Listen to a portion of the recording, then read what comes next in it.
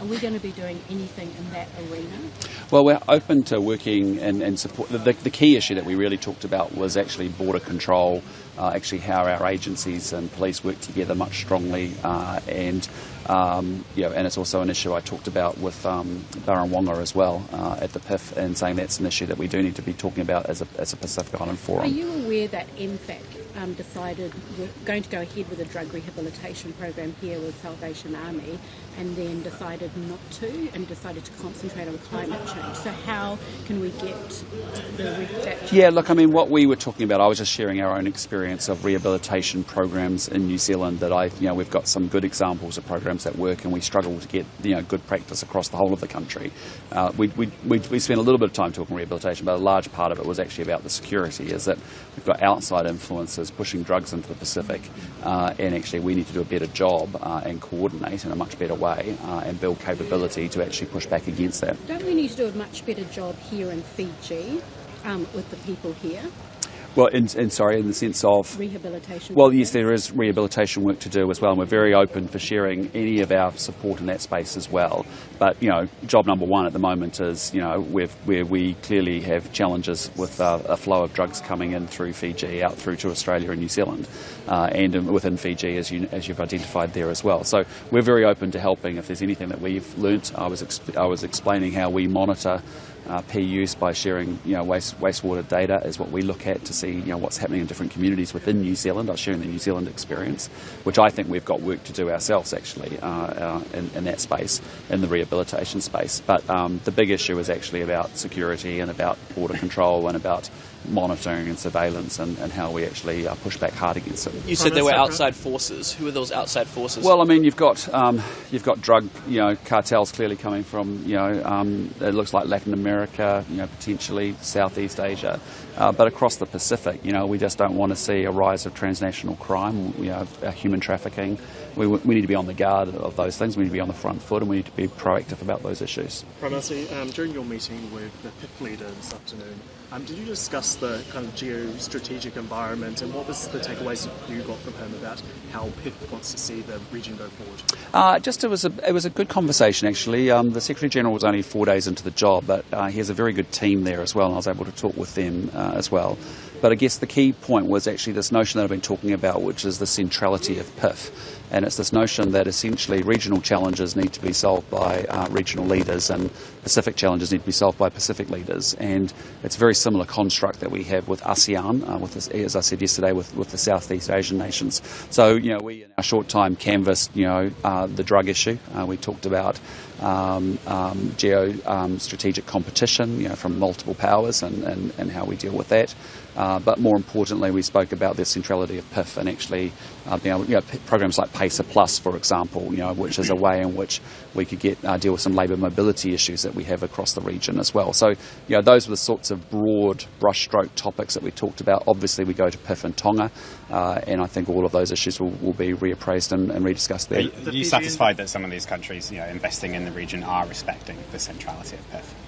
My conversations with all major power countries that have come into the region, whether it's been the US, whether it's been China, whether it's been France, the EU, the UK, India, Japan, has been, they are fantastic aid partners and development partners for many of the Pacific Island nations.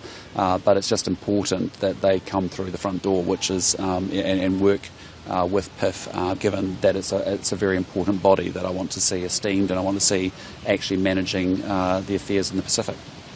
Transit visa. The Fijian Prime Minister briefly seemed to express some sort of support about New Zealand joining Pillar 2 and having wider benefits for the Pacific. What did you take away from his response to that? Look, I mean, he's made, I think, public comments well before I became Prime Minister around AUKUS. As I've said to you before, broadly speaking, I think AUKUS is an initiative that will actually help strengthen security and stability in the broader Indo-Pacific region. As I've said to you, there's no change from the previous administration. We are genuinely exploring the potentiality of whether there is participation or not participation for New Zealand under AUKUS Pillar 2. That would be the appropriate and the right thing for us to do, and that process will take some time to work it through. Did AUKUS come up in your bilateral? No, it wasn't. I mean, we talked a little bit about about the defence ties between Fiji and New Zealand, which are long-standing. Obviously, a lot of Fijian military have been trained at Waihuru in different points at different times in history, and also we have strong relationships still here on the ground in Fiji, as well as you're seeing with our police forces and with our defence forces. And so, long may that continue. And we talked more at the bilateral level rather than the border level. You mentioned how you and the fifth leader talked about how to engage with, I suppose, world actors coming into the Pacific. Was there any discussion around how PIF and or New Zealand specifically engages with those entities as they have further interest in the Pacific? No, I mean, I just shared the New Zealand experience, that we, I shared our experience working with, say, for example, China, where we have massive cooperation in the areas of trade and climate and people-to-people connections, and we've got big ambition in that space, but equally, we often have differences, and, it's a long-standing relationship, and consistently, predictably, publicly and or privately, we will raise those with the Chinese in this case, and it's the same with every other relationship we have. That's what having an independent foreign policy is actually all about. And so, I talked about that as our own experience. You've seen examples recently where we called out publicly, cyber interference and on our parliamentary services system from China. And so, I said that's completely consistent with how we manage that relationship as an illustration of how we manage all our relationships. Did Mr. Wonga apprise you of any, I suppose, immediate or imminent concerns that he had with respect to actions within the Pacific from those world powers? Or was there any discussion about... No, not really. It was just a broad acknowledgement of geostrategic competition, increasing geostrategic competition. But it was a broad conversation, about the broad thematics that we see across the region. Particularly, we talked about New Caledonia in a little bit more detail. We talked about the drug challenge we just started to talk about, which is a huge one and a complex one that we need to be well appraised of and on the front foot on. And just more about how we actually advance the economic interests of the Pacific as well, and the possibility about labour mobility. We spent a bit of time talking about that as well. Any planning as far as messaging goes? No, obviously in fairness, he's new to the job. He's only been there day 4, and that's why I took the opportunity to just quickly have a conversation. But Tonga PIF will be a key meeting. Obviously, New Caledonia I think will be the dominant issue. You had a big old swig of that kava last night. How did that taste? Oh, it was great. I was really honoured because that was a very formal ceremony. That was, I think the Prime Minister explained to me, that's the first one he's had at that level of formality since he's become Prime Minister, and it was a way of them showing the respect that they have for our relationship as well. And so, I think as you've seen, the hospitality that we've received, the attention that we've received from the Prime Ministers, firstly in Niue and also here in Fiji, just speaks to how strongly they feel about the relationship. And, we're all focused on doing the right thing by our people, which is that we want to see the people of New Zealand do well, we want to see the people of Fiji do well, and where we can work together on advancing those causes, that's what we want to do. You seemed to grimace a little bit after you drank it. Are you sure it was great? Your face no, betrayed it was great. No, it was fine. No, I don't know what to... the roasted pork and... Sorry? The roasted pork.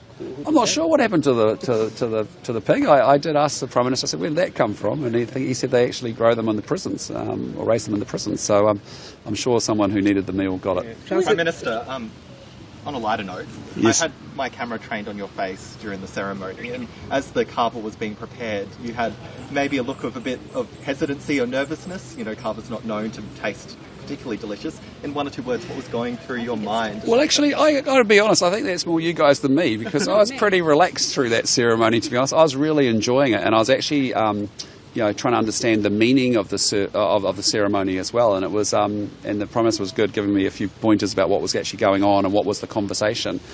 In many ways, there were some similarities to what we see on a marae. Actually a speaker from one side, a speaker from another side. The whale tooth being transposed between us in order to move it between speakers. So, no, I thoroughly enjoyed it. I was, very relaxed about it and really enjoyed it. I thought it was a real privilege and a great honour. And for Amanda and I, we did thoroughly enjoy it. So you Sorry? You relaxed after drinking because they say kava makes you more relaxed. Mate, I was fine. I wouldn't get too hung up on the carver. I don't know why you were obsessed about it, but This I just say to you, but no, we had a wonderful evening last night as well with, Mrs. Rambuka and the Prime Minister and Amanda and myself and some of our team, and it was a really lovely dinner. Actually, it was a really good dinner, and it was a good way to build relationship and rapport with each other. This boosts the two-way trade. Sorry. Do you support a public inquiry into what's going on? Oh, look, we'll continue to look into that, but I mean, they are very serious allegations. It's important that they are appropriately investigated. I know that there's some, there's been, some investigation that's been kicked off, as I understand it, back on the weekend. We'll let that run its course, but we'll continue to give that some thought. Do you think the Auditor General should get involved? Again, those are conversations that we'll be having very shortly. So concerns were raised with a number of organisations. Have they done enough to make sure this doesn't spiral? Well, again, as I said, pretty serious allegations. Important that there is comprehensive investigation. And I'm not going to say too much more while there's an investigation undergoing. Just to clarify, there is the possibility of a public inquiry on the table. Well, until you see the outcome of the current investigations. Yeah, look, I mean, at the moment, there is an investigation going on. We'll let that run its course. We'll give some thought as to whether there's anything further that's needed. We haven't got a position on that, and we haven't made a decision on that. But we'll continue to monitor it pretty closely. I just think, they're pretty serious allegations. It is appropriate that we'll work out that they are investigated properly at whatever level that may need to be at, and who does that to be determined. But ultimately, let's let this investigation go through at this point. Is every department doing its own investigation that has been caught up in this? Again, we want to make sure that the initial investigation that's been, I think the police have been informed. Let them go through their process. We'll work out if there's anything further that's needed. We'll have those conversations in the coming days. Just throwing business. This morning you went to Tower. What do you make of that? And isn't that effectively outsourcing New Zealand jobs? No, what it is actually it's really fantastic because there is really good teams and work that's taking place in New Zealand as well. But equally, that's a way in which 300 highly skilled people in Fiji stay here in Fiji as well, and can actually are afforded an opportunity that wouldn't exist because a New Zealand company is choosing to expand into the Pacific. And while it has been here for 150 years here in Fiji, obviously it's wanting to grow into other parts across the Pacific. And I thought there was two takeaways from that. One was, what a great company and great culture being built here. But the second thing was when you started to see some of those insurance products that had been innovated here, when you think about places like Westport and some of the challenges that we have in New Zealand around climate adaptation, those kinds of insurance policies I thought were quite interesting, for us to be able to take an innovation from New Zealand, and I'm sure they'll be thinking about that from Fiji back to New Zealand. So, look, I think that's a win-win-win all round. On this boost of two-way trade, did you and Prime Minister Rambuka discuss specific areas in which you want to get it to that 2 billion number? Well, again, there's a massive amount of tourism that takes place here. There's 200,000 Kiwis that come and holiday here, and it's a fantastic tourism proposition. And, Fijians have done incredibly well in that sector, and actually you see them across the Pacific now. We actually met some Fijians actually in Niue who had come across from Fiji because they're skilled in that area in tourism, and it's a great tourism product. So, they have fully recovered and are growing post their pre-COVID numbers, which is absolutely fantastic given it devastated their economy so much. But equally, they are very determined to continue to expand and create new vectors of opportunity. And it is truly, given the population, given the size of the economy here, that is the way forward here is economic development within Fiji. So, whether it's been business processing that's taking place here, as you saw at Tower today, I think there's a number of other we talked a lot last night about other products like cocoa and sugar and chocolate, there's a number of products that we were saying there's huge opportunity here. I think what you're seeing is, my sense from the Prime Minister was that, he really has a great desire to actually lift living standards and quality of life here. And actually, in my conversation with the President this morning, but also with the Prime Minister, there's a real focus on going forward and actually growing this economy and opening it up to other sectors so it's not solely reliant on tourism. Prime Minister, last couple, guys. Thank you. You promised during the election campaign not to cut sick leave provisions. So is the announcement by ACT yesterday on changes to the Holidays Act that will see part-time workers have sick leave reduced another broken promise? No, not at all. What that's about is the Minister for Workplace Relations in our government has quite rightly, and we identified this very early on, because it's been a major issue for businesses across New Zealand for a number of years now, is to actually go out and actually consult on the Holidays Act. So all that Brooke Van Velden has announced is a consultation to actually talk to the business community, talk to all the relevant stakeholders to get a sense of how do we make the Holidays Act, which is a pretty complex piece of legislation and is frankly a bit of a nightmare for businesses to navigate because it's not always that clear, to get greater clarity in place. And so that's a full eyes open consultation, no predetermined outcomes, No, definitely not. It's just an opportunity to actually say we know that's an area of irritation. We know that's not a very clear piece of legislation, and we want to see that, opening that up for consultation to hear what others have to say Did about you it. know that Act were going to make that announcement? Yes. It's not Act. It's actually a Minister of the Coalition Government, and Brooke Van Velden, who is our Minister for Workplace Relations. Last couple guys, we've got to go. Sorry? Why would you consult on something like sick leave if you promised not to? No, we're consulting on the Holidays Act, the broader aspect. That's one component of it. Consult on it. Why not take it out of the review? Well, no, because we want to consult with the entirety of the Holidays Act. It's known and has been known for a very long period of time to be a very complicated and complex piece of legislation.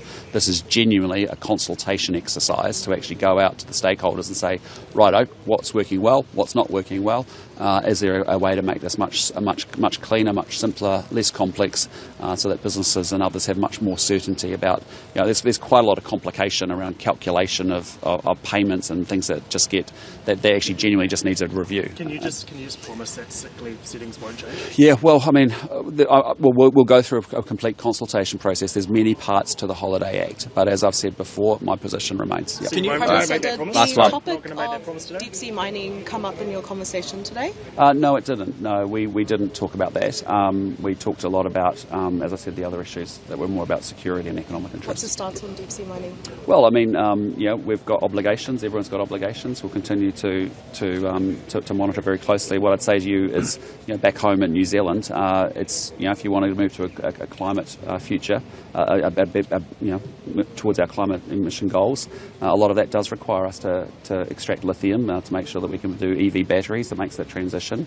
When you think about solar panels and minerals that are involved with that, but deep sea mining, we need some serious thought before we do anything there. Prime Minister, Right, we're going to go to lunch, guys. Into the Pacific. Sorry? It's your first push out into the Pacific after becoming PM. How's that going? What's that sort of global reset doing for you? Oh, look, I mean, as you said, I mean, we are resetting our foreign affairs policy. You've had massive intensity from myself, from Winston Peters, from Todd McClay, from Judith Collins.